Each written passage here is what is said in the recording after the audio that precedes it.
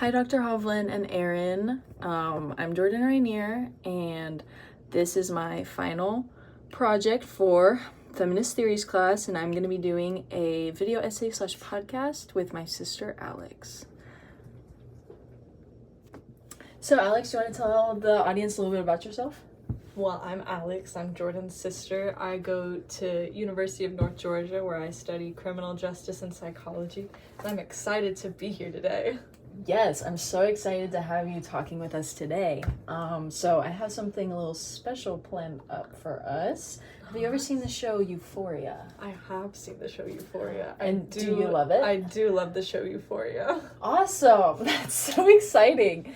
So originally my project was going to be about BoJack Horseman, but I have decided to change it to look at power dynamics through the show of Euphoria, looking at some of the main female characters in the show and looking at the power dynamics between either the characters or through the men around them. And we're gonna be looking at 3 specific scenes, and then we're gonna give you a summary of those scenes and then talk a little bit about it, have a little bit of a discussion between the two of us. So super excited to get started. So for our first scene, it's going to be in season 1, episode 1 of Euphoria. And this is going to be one of the first scenes we see with one of the main characters, Jules.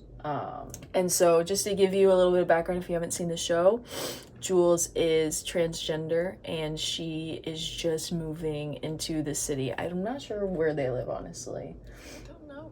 Okay, that's okay. Yeah, I'm pretty sure she's 17 though. She's 17. Yes, so these are high school characters. So Jules is going to a hotel where she is meeting someone online, and he goes by the name of Dominant Daddy. And so we don't know who this character is. She's going into this hotel that she's never been in before. And so throughout the scene, it starts out with her talking to this older man. And he is also talking about how he's envious of our generation and the ability to be able to express ourselves and be who we want to be, because Jules is a very feminine character.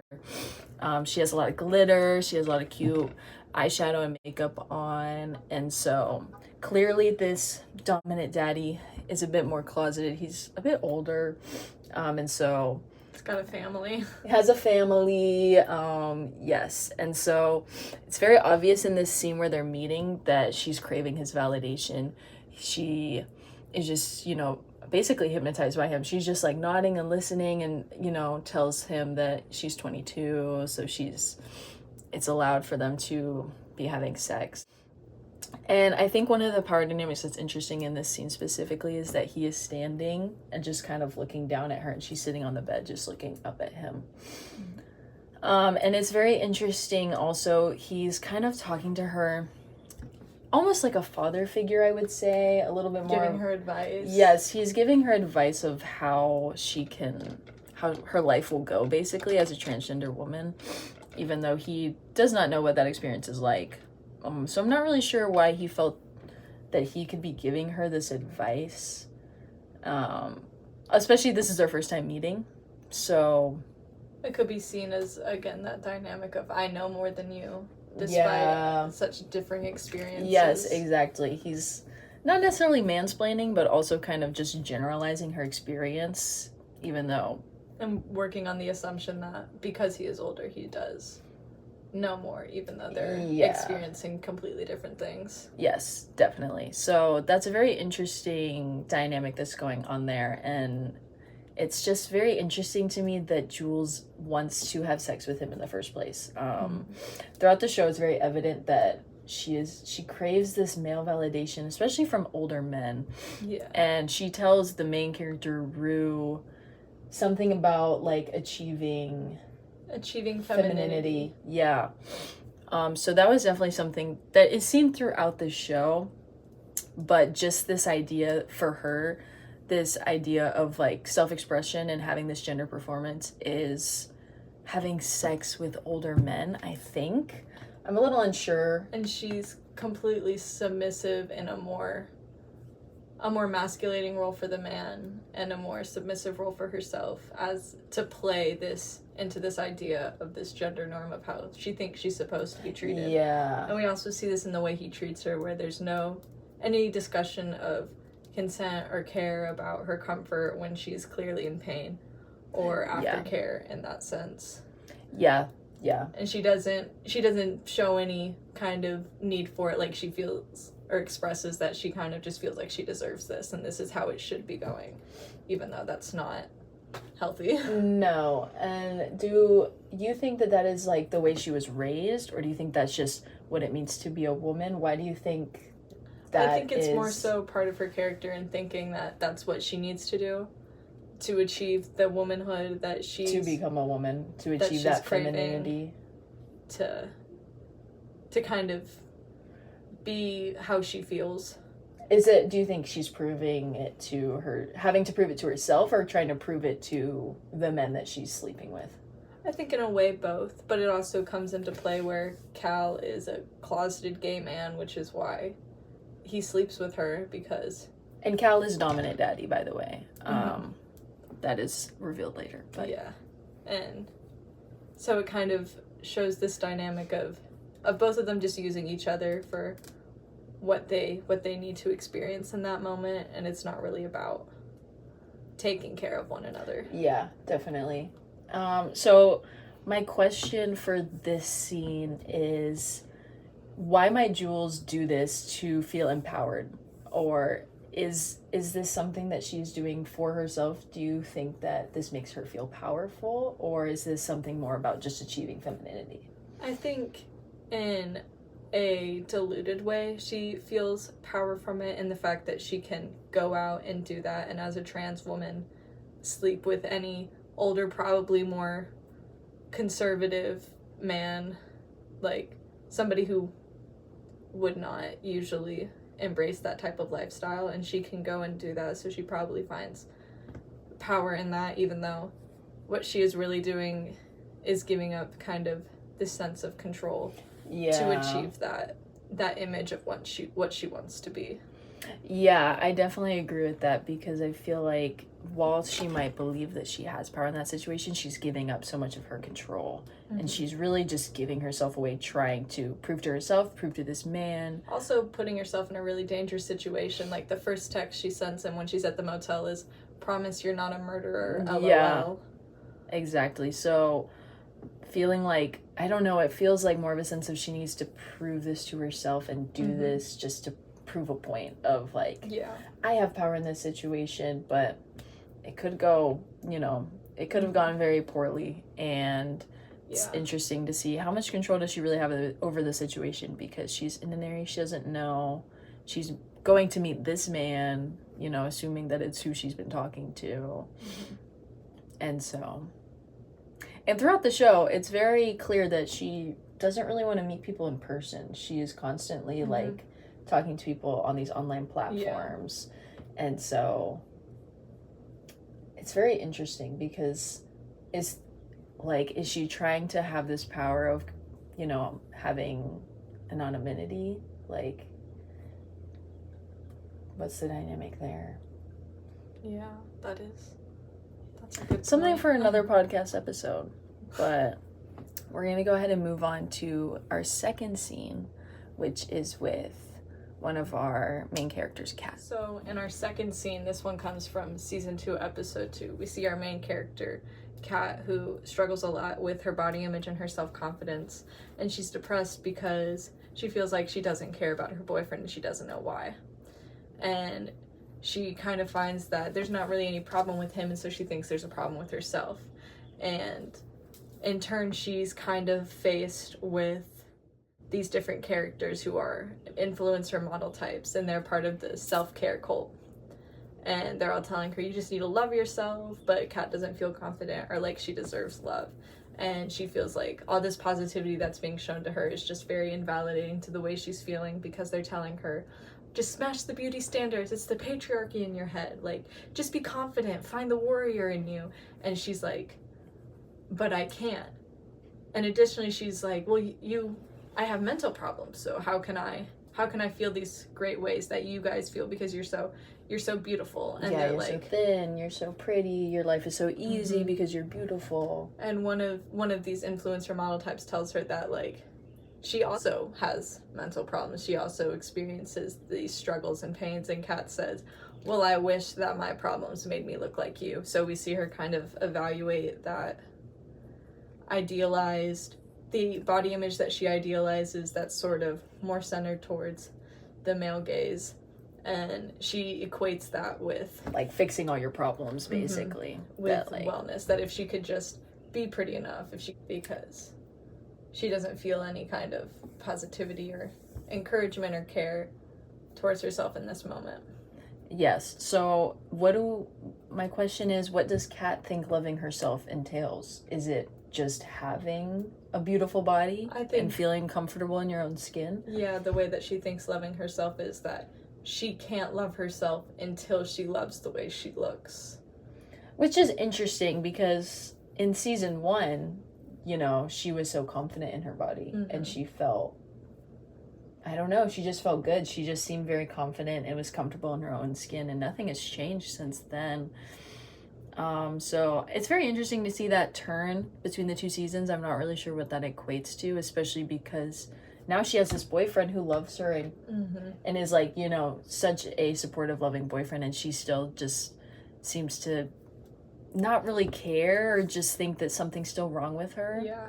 Feel like somehow that, like, she just doesn't accept that loving care, really. And I guess she kind of almost finds it, like,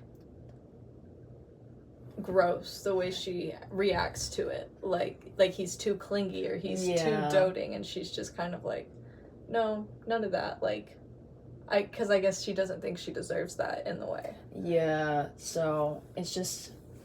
But I think I'm just a little confused by her character because I don't know what it is that makes her feel like, you know, everything's just terrible.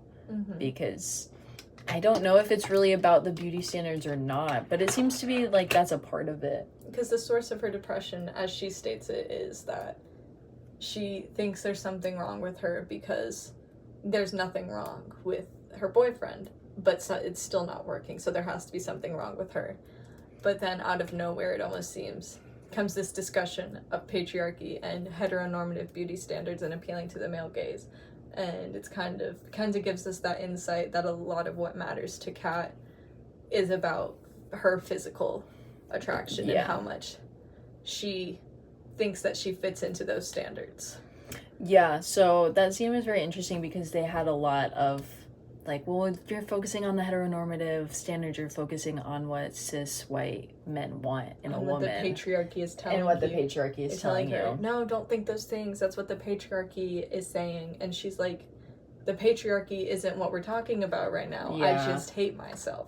And they're like, no, because... just love yourself. But she has to still feel that negativity still exists. And just telling herself she can't feel it isn't healthy either. Which is kind of another look into this scene about that toxic self-care cult that says all of your problems will be fixed once you start a skincare routine. Once you take care of yourself. Once you start hair care. Once you start, like, meal prepping and having an organized life, which isn't true for everybody. And as we're going to see in our next scene, can just be as damaging. Yes, very true. We definitely went into the second scene. I also am curious as to if there's a frustration for Kat because these women are so beautiful in her eyes, and they're saying, like, it's just, you just need to love yourself, like, it's that simple. Like, do we really think it's that simple? Or is it... And she's or is it not just that? You can only do it because you look the way you do. What do you think? Do you think that's accurate, or do you think... I think it's definitely a problem that a lot of people face, that so much stress is put onto this idea that you need to look a certain way, that when you don't, or you don't think you do, then it kind of makes it harder to have any of this appreciation for yourself because we're so tuned into what society says we should care about, that when we don't fit into that image, we're like, oh, we don't get to be cared about. Yeah, I think also just the way that media has been set up, it's very centered towards the male gaze, and so that has just become the norm, where it's expected to fit these standards that are appealing to white men, especially like in our Western culture as well. Everything is seen as that's the ideal, that's that's the bar. Like, you can't be any different than that. And so I think it's very frustrating to have Kat in that situation, feeling like, you know, she can't live up to these people. And so I don't know, it's very interesting how much power beauty standards can have on both men and women. How women speak to each other about it. Like, you might think you're helping by saying like, oh yes, you know, it's just, you gotta love yourself, but like, is it really that simple? And does saying that really do anything? It also kind of, because what a lot of people hear is like, you need to love yourself, but to do that you need to be someone worthy of loving. And again, that's equated to just those beauty standards. Exactly. Like, well, what does that mean? And like, being your worthy size of love and shape and all that, that doesn't really have anything to do with being able to love yourself. Yeah, I think going a little bit off of that, I was thinking about body positivity versus like body neutrality. And so it's like, why is this emphasis on self-care being very much like physical, like, oh, you know, if you just wash your face and if you exfoliate, if you skincare, if you eat healthy, if you're working out, like, then you'll feel better. But it's like, well, we also need, it's good to take care of our bodies, but also your body is like an instrument. It's helping you go throughout your day. So should we be having more of a body positivity, like emphasis on that, or should we be focusing more on body neutrality, seeing it's like our body is just there to get us through the day? And so I feel like changing the conversation on that could maybe destigmatize the importance of looking good and having this body positivity agenda. Because it also, body positivity movement kind of clashes a lot with what people think is healthy, because a lot of people attack the body positivity movement saying you're promoting an unhealthy lifestyle, and it's not the point of saying it's okay to be living an unhealthy life. The point is that no matter what body you're in, you're still being able to appreciate what your body does for you. Yes. And the systems that it has to take care of you. Yeah, because our body's natural. And so I feel like the frustration with body positivity as well is like this emphasis on capitalism. It's like buying things will make you feel better. And like, you can only take care of yourself if you buy all these products. So it's very interesting, like Western culture putting, you know, putting a price on feeling good and having self-care. So yeah, definitely an interesting scene to be putting in Euphoria. We're gonna go ahead and move on to our third scene, which is also from season 2. So for our third scene, this is from season 2, episode 3, and we are looking at our character Cassie, played by Sydney Sweeney.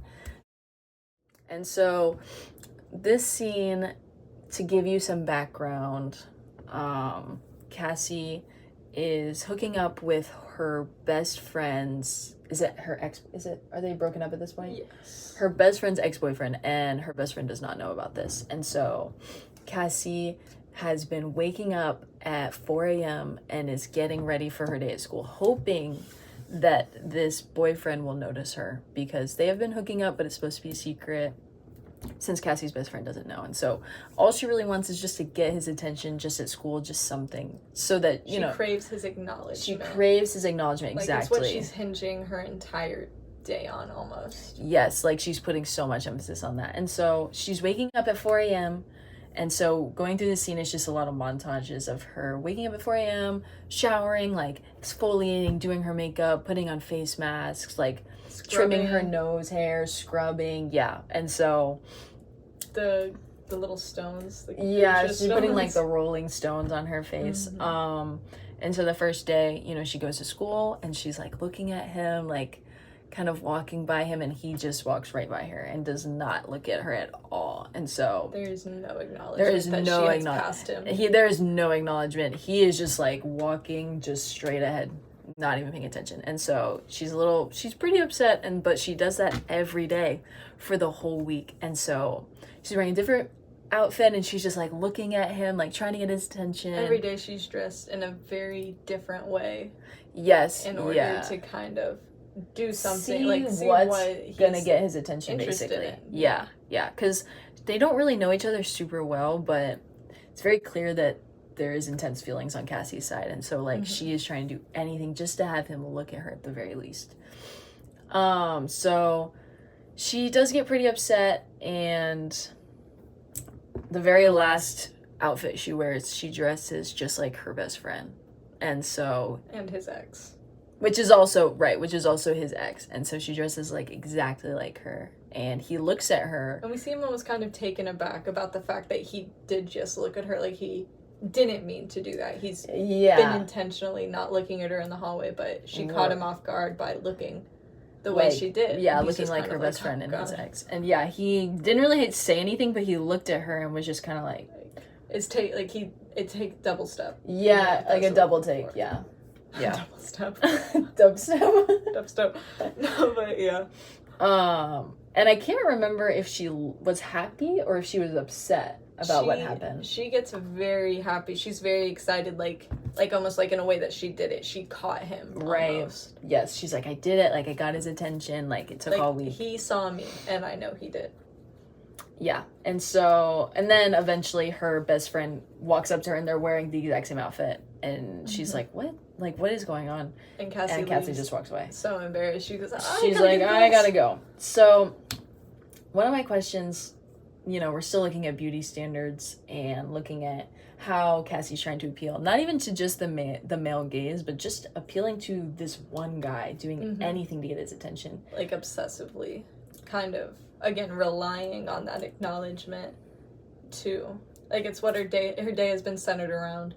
Half a second in the hallway. Exactly. Of a 7-hour day. Yes, which is insane. So why do we think that she's doing that? Why do you think she's spending hours on end just for the hopes that he will look at her for half a second? I think, like, in her own kind of way, she thinks that it's some kind of control she has. There is some control she feels in waking up at 4 a.m. and being able to kind of be disciplined enough to go through this very long, extensive self-care routine and get really ready for her day, even though she's clearly not in control of it, as she's sacrificing sleep, again, for half a second in a hallway that doesn't even occur most of the time, and she's pretty much lost herself to that. Yeah, it's very interesting, this illusion of control where she's thinking, I'm choosing to wake up at this, and you can see her throughout the week, getting a little tired and, like, falling asleep in the shower, but she's still doing it, and I think she's just... More aggressively exfoliating. Yeah. And cleaning and just...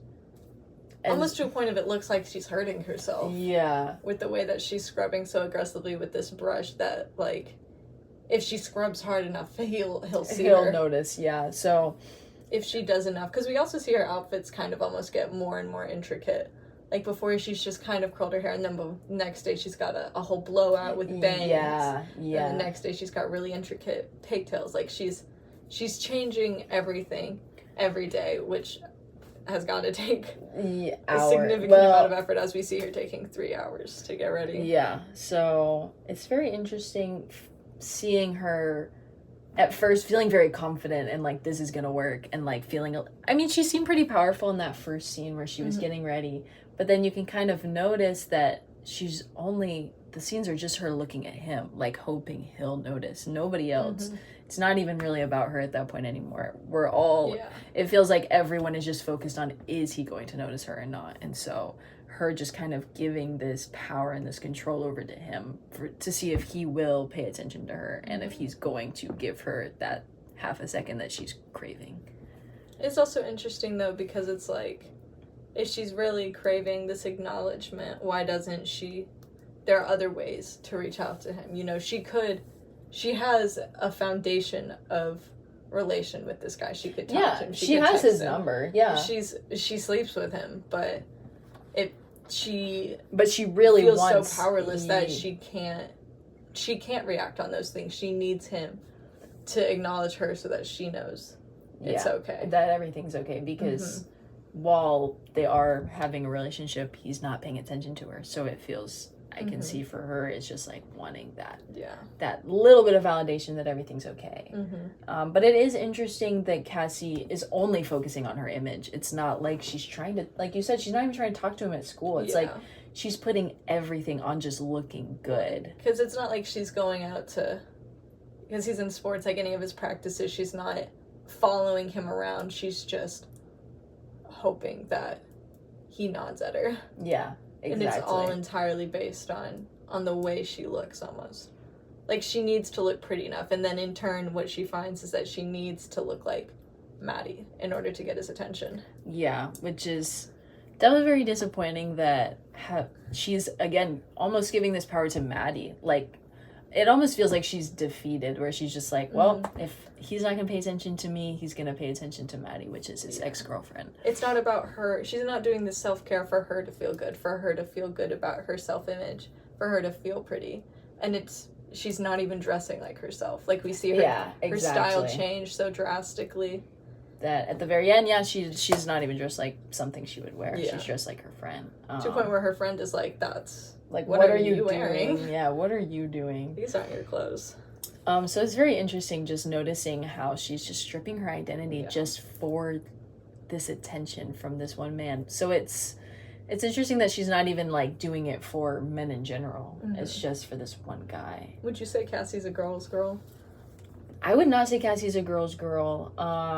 And I mean, she dressed up like her best friend just to get his attention. It wasn't even like she did it to be cute and twin with her friend. It was just for him. So she's also actively lying to her friend about what's happening, and while he's also acting like he's going to get back into a relationship with Maddie while simultaneously sleeping with her best friend, and she's allowing this dynamic to kind of just continue, because when it does, she gets that attention that she craves from him, because that's what she's basing her needs on. And so it kind of gets to a point where she doesn't care about her friend anymore.